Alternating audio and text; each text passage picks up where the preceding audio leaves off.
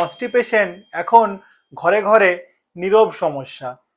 সমীক্ষায় দেখা গেছে প্রত্যেক 10 জনের মধ্যে প্রায় 3 থেকে 4 জনের কনস্টিপেশন আছে বা কোষ্ঠকাঠিন্য রয়েছে।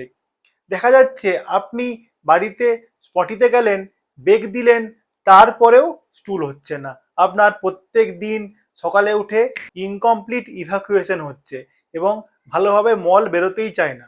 অনেকে বছরের পর বছর বা কেউ অনেক দিন ধরে এই সমস্যা নিয়ে ভুগছেন এবং আমাদের কাছে আসেন। এবং কনস্টিপেশন খালি বাওয়েলের সমস্যাই নয়, এর সাথে আরও আনুষঙ্গিক অনেক সমস্যাই দেখা যাচ্ছে, যেমন পাইলসের সমস্যা, স্কিনের সমস্যা, তার সাথে পেট ভার, তার সাথে অ্যাসিডিটি। তাহলে উপায় কি এখন? আজকের এই ভিডিওতে বলবো কনস্টিপেশন কেন হয় এবং আপনারা প্রত্যেক দিন কি কি ভুল করছেন, এবং 3 নাম্বার হোমিওপ্যাথিক ট্রিটমেন্টের মাধ্যমে কিভাবে রুট কজকে ডিস্ট্রয় করে কনস্টিপেশনকে ভালো করা সম্ভব।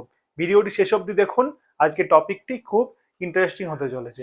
নমস্কার, আমি ডক্টর অর্ণব বিষয়, একজন কনসালটেন্ট হোমিওপ্যাথিক ফিজিশিয়ান। প্রথমে বলি কনস্টিপেশন কি। কনস্টিপেশন হলো 2 থেকে 3 দিন স্টুল না হওয়া, শক্ত স্টুল, আপনি পটি করতে গিয়েও ইনকমপ্লিট ইভ্যাকুয়েশন, এবং পটিতে গিয়ে বেগ দেওয়ার পরেও পটি বেরোচ্ছে না, এবং তার সাথে গ্যাস এবং ব্লোটিং, এবং তার সাথে আরও আনুষঙ্গিক সমস্যা। এখন আপনি প্রত্যেক দিন কনস্টিপেশনের জন্য বেশি করে শাকসবজি খাচ্ছেন এবং ফাইবার খাচ্ছেন, এবং অনেকেই ল্যাক্সেটিভ এবং ইসবগুল খাচ্ছেন, খেয়ে রাত্রেবেলায় আপনি ঘুমিয়ে পড়ছেন। দেখা যাচ্ছে আপনি ধরুন একটা ট্রাফিক জ্যামে ফেঁসে রয়েছেন, এবং আপনি ট্রাফিক জ্যাম হওয়ার জন্য যদি সেই ট্রাফিক জ্যামে আরও 10টা গাড়ি বেশি করে অ্যাড করেন, পাঠিয়ে দেন, তাহলে কি আপনার ট্রাফিক জ্যামটা ক্লিয়ার হবে? কখনোই হবে না। সেরকমই কনস্টিপেশনের জন্য আপনার হয়তো কোলন উইক হয়ে পড়েছে, সেক্ষেত্রে আপনি বারবার অত্যাধিক পরিমাণে ফাইবার, শাকসবজি, ইসবগুল এবং খেয়ে যাচ্ছেন, তাতে কিন্তু কোনো রকম লাভ হবে না। সেই জন্য চেষ্টা করুন কনস্টিপেশনের যে রুট কজ, এর পিছনে মূল কারণ, সেটাকে আগে ঠিক করার। দ্বিতীয়ত, আমাদের যে শরীরের গঠন অনুযায়ী আমাদের এখন আধুনিক কোমোড প্রত্যেক বাড়িতে রয়েছে, এবং কোমোটের যে পজিশন এবং আমাদের আমাদের যে বডির পজিশন একটা 90 ডিগ্রি অ্যাঙ্গেলে একটা দেখতে পাই আমরা, এবং এই 90 ডিগ্রি অ্যাঙ্গেলে থাকার জন্য আমাদের যে পিউর রেক্টালিস মাসেল, সে মাসেলটাকে টেনে ধরে থাকে। এটার জন্য যে মলটা সেটা ক্লিয়ারভাবে বেরোতে পারে না। তাহলে বলবেন ডাক্তারবাবু, এখন তো প্রত্যেকেরই বাড়িতে কোমোট রয়েছে, তাহলে এর পিছনে সমাধান কি? এর সমাধান হলো, যখন আপনি পটিতে বসবেন তখন চেষ্টা করবেন পায়ের নিচে একটা ছোট্ট টুল রাখার, এবং টুল রাখলে পাটা টুলের উপর রাখবেন। টুলের উপর রাখার কারণে আপনার বডি এবং যে বডি পশ্চারটা, সেটা 35 ডিগ্রি অ্যাঙ্গেলে হয়, এবং এই অ্যাঙ্গেল হওয়ার জন্য আপনার যে কোলনের সাথে যে বডির পশ্চার, সেটা ঠিকঠাক পশ্চারে আসে, এবং তাতে মল বেরোতে সুবিধে হয়। আমি অলরেডি বলেছি কনস্টিপেশনের জন্য আপনারা প্রথম ভুল কি করছেন। দ্বিতীয়ত, আজকে বলবো কনস্টিপেশনের জন্য আর আপনারা কি কি প্রতিদিন ভুল করছেন। প্রথমত হলো কম জল খাওয়া। যদি আপনি 3 লিটারের কম জল খান, যদি আপনার কনস্টিপেশন থাকে, সেক্ষেত্রে 3 লিটারের কম জল খেলে কিন্তু হবে না। দ্বিতীয়ত হলো লেস ফাইবার ইনটেক। চেষ্টা করুন প্রত্যেক দিন ফাইবার অ্যাড করার খাবারের সাথে, তাহলে দেখবেন কনস্টিপেশনটা আপনার অনেকটাই বেটার থাকবে। তৃতীয়ত, সব থেকে যেটা বড় ভুল করছেন সেটা হলো জাঙ্ক ফুড। প্রতিদিন সন্ধ্যাবেলা হলো বাইরে গেলেন এবং জাঙ্ক ফুড খাচ্ছেন। জাঙ্ক ফুড খেলে কি শরীরের যে কোলন রয়েছে, সেটা কি ভালোভাবে রেসপন্স করবে? সেক্ষেত্রে আপনার কনস্টিপেশনের ধাত এবং কনস্টিপেশন থেকেই যাবে। চতুর্থ, লেট নাইট। আপনি প্রত্যেক দিন রাত্রেবেলায় 2টো 3টের সময় ঘুমোচ্ছেন, এবং শরীরের একটা প্রত্যেকটা সময়ে দিনে একটা হরমোনাল ব্যালেন্স চলছে। যদি আপনি রাত্রেবেলায় ঘুমোন, রাত্রেবেলায় ঘুমানোর জন্য একটা স্পেসিফিক হরমোন কাজ করে। যদি আপনি প্রতিদিন একই রুটিন করেন, সেক্ষেত্রে শরীরের বডি ইমিউন কনফিউজ হয়ে যাবে, এবং সেক্ষেত্রে আপনার কিন্তু বডির রেসপন্স ভালো হবে না। তার সাথে পুরোটাই একটা ফিডব্যাক দিয়ে একটা কনস্টিপেশনের ধাত তৈরি করে। চতুর্থ হলো মোবাইল ডিউরিং স্টুল। অনেকেই দেখেছি এখন ইয়ং জেনারেশন থেকে বড়রাও পটি করতে গিয়ে বা বাথরুমে গিয়ে মোবাইল ব্যবহার করছেন, মোবাইলে গিয়ে তারা অনেকক্ষণ বসে রয়েছেন। মাইন্ড সবসময় ফোকাস একদিকে করতে পারে, কখনো মাইন্ড দুদিকে ফোকাস করতে পারেন না। আপনি হয়তো মোবাইল দেখছেন, মোবাইলে কোনো একটা গভীর সমস্যায় ঢুকে রয়েছেন, কিন্তু সেক্ষেত্রে আপনার কনস্টিপেশনও আছে, সেক্ষেত্রে আপনার ইভ্যাকুয়েশনটা ভালোভাবে হবে না। 5 হলো এক্সারসাইজ। যদি আপনি এক্সারসাইজ না করেন, বাড়িতে বসে থাকেন, কাজ করছেন না, শরীর মুভ করছেন না, সেই ক্ষেত্রে এক্সারসাইজ কম করার জন্য বডিতে বাওয়েল মুভমেন্ট ভালো হবে না, সেক্ষেত্রে কিন্তু কনস্টিপেশন ডেভেলপ করে। 5 হলো স্টুল আর্জ। ধরুন আপনার বছরের পর বছর আপনি কোনো একটা জায়গাতে গেছেন, বা আপনার একটা এমন জায়গায় কোনো কাজ পড়েছে যেখানে আপনি হয়তো পটি যেতে পারবেন না, বা হয়তো ভালো টয়লেট নেই, সেক্ষেত্রে আপনি দীর্ঘদিন ধরে স্টুলটাকে, যে যাওয়ার ইচ্ছে, চেপে রেখেছেন, সেই ক্ষেত্রে কিন্তু আপনার স্টুল চাপতে চাপতে একটা হ্যাবিট হয়ে গেছে কনস্টিপেশনের। এটাও কিন্তু এখন মূল কারণ হয়ে দাঁড়িয়েছে। সব থেকে লাস্ট যেটা খুব ইম্পর্টেন্ট, সেটা হলো স্ট্রেস। 2026-এ এত পরিমাণ স্ট্রেস এবং এত এনভায়রনমেন্টাল ফ্যাক্টর আজকাল হয়ে দাঁড়িয়েছে, যে জন্য প্রত্যেকটা মানুষ এই স্ট্রেসের কারণে কনস্টিপেশনের ভুগছেন।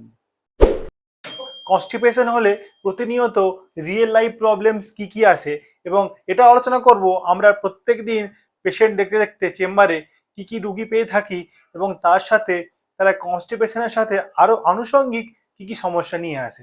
প্রথমত হলো পাইলস বা ফিসার। পাইলস একটা কমন প্রবলেম কনস্টিপেশন হলে। আপনার যখন কনস্টিপেশন হয় তখন আপনি বেগ দিয়ে পটি করার চেষ্টা করেন, এবং সেই জন্য কি হয়, আপনার মলদ্বারটা অনেক সময় নিচে নেমে যাওয়ার চান্স থাকে, সেক্ষেত্রে পাইলস হয়। এবং অনেকের পাইলস হলে একটু ব্লিডিংও হয় জোরে জোরে চাপ দিলে, সেই ক্ষেত্রে ব্লিডিং পাইলস অনেকের দেখা যায়। দ্বিতীয়ত হলো অ্যাসিডিটি। অ্যাসিডিটি কিন্তু খুব কমন পাইলস হলে। আপনি খাবার খাচ্ছেন, হজম হচ্ছে না, গলা বুক জ্বালা করছে, তার সাথে মাথা যন্ত্রণা করছে, এটা একটা কনস্টিপেশন হলে কমন সমস্যা। তৃতীয়ত হলো মুখে ব্রণ। মুখে ব্রণ আপনারা প্রত্যেককেই দেখতে পেয়েছেন, এবং প্রত্যেকটা যখন ইয়ং জেনারেশনের কনস্টিপেশনের সাথে মুখে ব্রণ কমন। কারণ কি, তাদের কনস্টিপেশন রয়েছে, তার সাথে তারা ঠিকমতো শাকসবজি খায় না, ঠিকমতো জল খায় না, তার সাথে মুখে ব্রণ এবং পেট ক্লিয়ার হয় না, সেক্ষেত্রে মুখে ব্রণ কমন প্রবলেম। চতুর্থ, কনস্টিপেশন হলে দেখবেন অনেকের মুখে দুর্গন্ধ হয়, এবং মুখে দুর্গন্ধ হলে তাকে আমরা বলি হ্যালিটোসিস। হ্যালিটোসিসের যদিও অনেক কারণ রয়েছে, মুখে গাম কিছু রিজন রয়েছে, তাছাড়াও কনস্টিপেশন হলে মুখে দুর্গন্ধ আমরা দেখতে পাই। 5 হলো খিদে কম বা লেস অ্যাপেটাইট।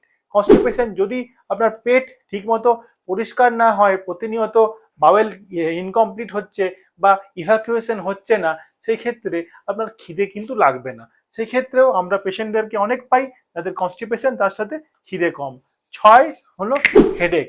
কনস্টিপেশন হলেও গ্যাস্ট্রিক হেডেক একটা কমন সমস্যা। প্রতিনিয়ত কনস্টিপেশন, তার সাথে অনেক পেশেন্টই এখন আসেন যাদের হেডেক হয় ডিউ টু কনস্টিপেশন। এবং লাস্ট সব থেকে ইম্পর্টেন্ট, সেটা হলো ইরিটেশন। কনস্টিপেশন হলে আমরা দেখতে পাই অনেকের প্রচণ্ড ইরিটেশন হয়, তারা খিটখিটে মেজাজের হয়ে যায়, তাদের কোনো কথা বললেই তারা একটুতে রেগে ফেলে, এবং তারা চিৎকার করতে থাকে, কথা বুঝতেই চায় না। সেজন্য ইরিটেশন বা ইরিটেবিলিটি হলো কনস্টিপেশনের আরেকটা অন্যতম লক্ষ্য। এখন ডিসকাস করব 3টি দারুণ হোমিওপ্যাথিক ওষুধ যেটা কনস্টিপেশনের জন্য দারুণ কাজ করে, এবং আমরা প্রতিনিয়ত ইউজ করে থাকি পেশেন্টদের জন্য, এবং তারা ওষুধগুলো খেয়ে ভালোও রয়েছে। প্রথম ওষুধটি হলো খুবই প্রেসক্রাইব হয়, সেটা হলো ব্রায়োনিয়া অ্যালবা। বায়োনিয়া অ্যালবা একটি দারুণ ওষুধ, যে সমস্ত ক্ষেত্রে রুগী সারাক্ষণ চাইবে আমি কাজে ব্যস্ত, কাজে যেতে চাই, সবসময় একটা ওয়ার্ক ওরিয়েন্টেড, সবসময় বিজি, এবং তার সাথে প্রচণ্ড খিটখিটে স্বভাবের, এবং তার সাথে শক্ত পায়খানা হয়, বারবার গলা শুকিয়ে যায়, অনেকটা পরিমাণে জল চেষ্টা করবে একসাথে খাওয়ার, এবং পায়খানা যখন হয় শক্ত এবং ড্রাই পায়খানা, তার সাথে পায়খানার দ্বারে একটু জ্বালা থাকবে, এবং রোগী একটু খিটখিটে স্বভাবের হবে, রাগী স্বভাবের হবে। যে সমস্ত বাচ্চাদের কনস্টিপেশন হয়, বাচ্চাদেরকে কোনো জিনিস হয়তো আপনি দিলেন, বাচ্চা দেওয়ার পরেও নিতে চাইবে না, ফেলে দেবে। সেই ক্ষেত্রে ব্রায়োনিয়া ওষুধটি দারুণ কাজ করে। ব্রায়োনিয়া ওষুধের ডোজ সম্পর্কে জানতে গেলে আপনারা কমেন্ট করুন ডোজ। দ্বিতীয়ত, কনস্টিপেশনের দারুণ ওষুধ হলো অ্যালুমিনা। অ্যালুমিনা একটি এমন ওষুধ যাদের আপনাদের দীর্ঘদিন ধরে কনস্টিপেশন রয়েছে এবং অনেক দিন ধরে আপনার শক্ত পায়খানা হচ্ছে এবং ধরুন আপনার পটি করতে যাওয়ার কোনো বেগ নেই।